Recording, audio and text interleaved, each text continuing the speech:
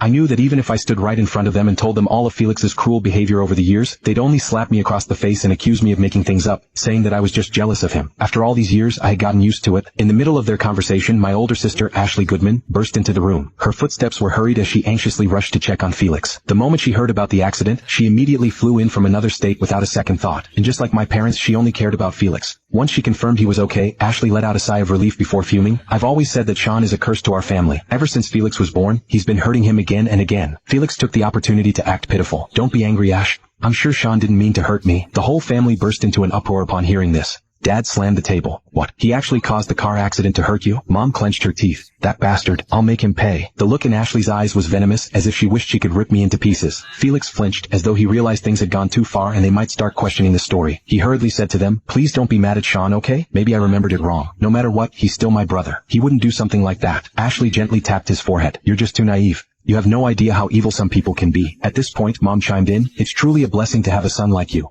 "All right, I'll listen to you. Let's forget about that ungrateful brat and focus on getting you well again." The warm golden light of the setting sun spilled across Felix's hospital bed. Watching the four of them together, a happy, united family, I felt an indescribable ache in my chest. In that moment, I realized how out of place my soul truly was. It was as if I wasn't one of them at all, like I was just a stray dog that wandered into their home. I wanted to leave, but my spirit was bound tightly to Mom's side. I couldn't speak. I could only watch and endure their contempt in silence. A few days later, under the family's meticulous care, Felix was discharged from the hospital. Mom was busy packing his things, while Dad had already parked the car right outside the hospital door, afraid Felix might have to walk even a single extra step, and Ashley wouldn't even let him put on his shoes by himself. On the way home, Mom muttered irritably, "Sean is really something else. He didn't even visit his brother at the hospital even once, let alone apologize. I'm going to teach him a lesson once we get home." Dad glanced at Mom and said coldly, "I told you keeping him at home was asking for trouble. Sooner or later, something bad was bound to happen." Hearing the words, "teach him a lesson," left me feeling a complicated mix of emotions. Long-buried memories came flooding back into my mind. Since I was young, Mom had always favored Felix. I was expected to always give in to him. It was all because on the day Felix was born, I had accidentally spilled water, causing Mom to slip and go into premature labor. The sight of him lying in the incubator broke my entire family's hearts. Dad had smacked me so hard that my eardrum burst. "You're a jinx.